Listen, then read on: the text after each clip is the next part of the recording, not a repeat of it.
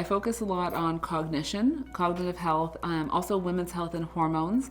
So hormones in the body pretty much impact every biologic process. So they're going to impact cognition, weight gain, metabolism. So pretty much every system or function in the body is impacted by a hormone. Hormones are sort of chemical messengers. And so if there's an imbalance in a hormone, it's not just an imbalance in one system, it has downstream effects that impacts everything else. I get a lot of questions from my patients about how ketones can impact hormones in their system. Your body doesn't have to produce as much insulin. That's a good thing because insulin is a storage hormone. So if you have a lot of insulin, it tells your body store fat right around the middle.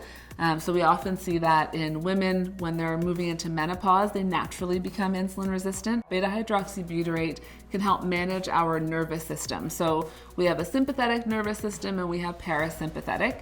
And in the sympathetic nervous system, that's our fight and flight mode. That's what we need to pull an all-nighter, to write an exam the next day, or meet a deadline, something like that. And in that fight and flight state, our body is producing cortisol, which is our stress hormone.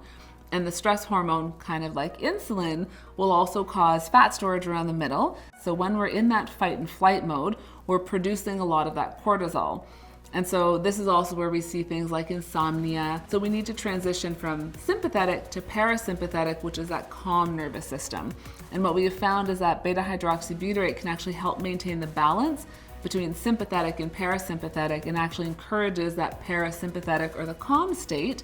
And in that calm state, we're not pushing cortisol, our stress hormone, and we're not in that sort of fight or flight state. It calms the nervous system down, will calm the cortisol levels as well.